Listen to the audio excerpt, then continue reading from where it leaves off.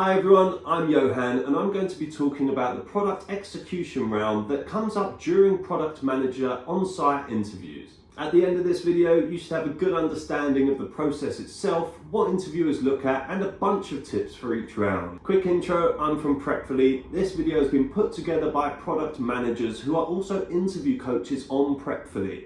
They've coached hundreds of candidates through the process and can be booked directly on the website if you need more personalised guidance. Right then, moving on. The product execution round focuses on your analytical skills.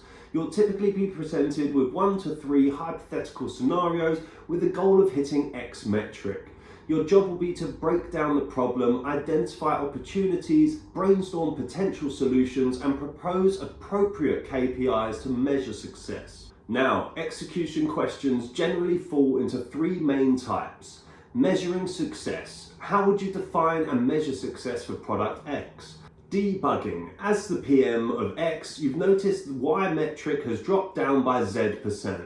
How would you diagnose the issue? Trade-off analysis. If Y metric improves but Z metrics declines, how would you approach the situation? You can also expect estimation questions like how much money is spent on gas in the US annually, or what is the percentage of millennials who owns a home in the US?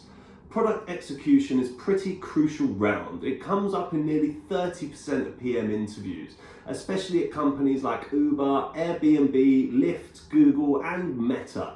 Here are my top 4 tips to approach product execution interviews. Tip 1, product executions are about whether you can think strategically. What they actually care about is if you can define the product's main goal and align your metrics with it. So don't start throwing out every metric you can think of to land on the right one, because there isn't one. Instead, start by prioritizing the North Star goal for the product, something that really aligns with what you're trying to achieve overall.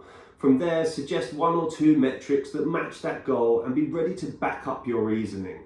For instance, if you're defining success metrics for a language learning course app, you can choose something like weekly active users as the primary metric. If the interviewer pushes back and asks, why not daily active users? If you want people to make a habit of it, you've got a couple of options. You could stick with WAUs, arguing that it's more realistic given that people may only have time on the weekends, or you could pivot and agree, saying daily tracking is a better call for forming a habit. Either way, you're showing that you could think critically and adapt. Tip 2, analyze the current situation and conduct a root cause analysis. Ask the interviewer for more data points if necessary.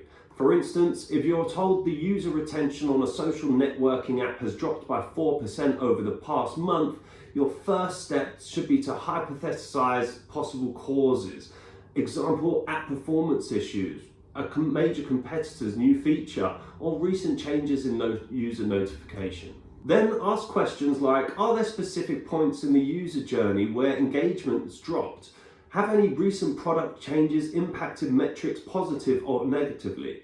Once you do that, you can speak to how you'd gather evidence to confirm or rule out each hypothesis, perhaps by checking for an uptick in user complaints about app lag or closely studying notification engagement patterns. Tip 3, prioritize. Once you have an idea of where the main issues or opportunities are, decide where you'll focus first. Use a framework like impact versus effort or short-term wins versus long-term gains to demonstrate what's going to move the needle first. Let's say you're asked to increase engagement on a fitness app. The obvious answer might be to add a new workout feature, but dig a little deeper. Are users disengaging because they're not motivated, or is it a UX issue?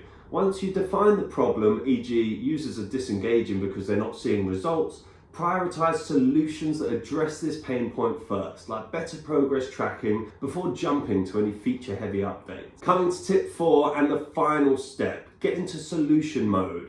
Propose actionable ideas for each prioritized area and explain how they will address the root causes you've identified. Offer practical fixes that can be implemented quickly. You need to include at least 1 or 2 options that might have a larger impact but could be riskier or take longer.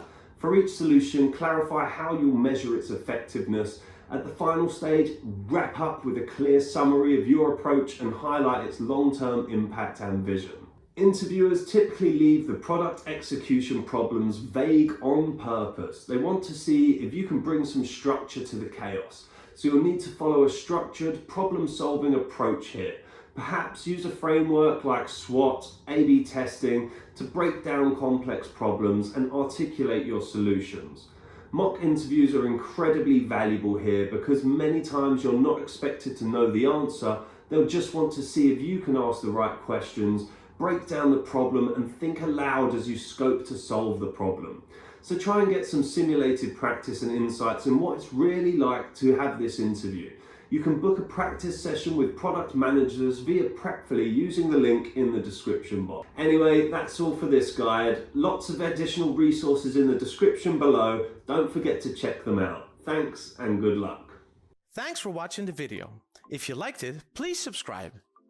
Our website is prepfully.com. We've got lots of interview questions there. You can also schedule a mock interview with one of our experts. You can find the link in the description below. All the best from us at Prepfully, and we hope you totally rock your interview.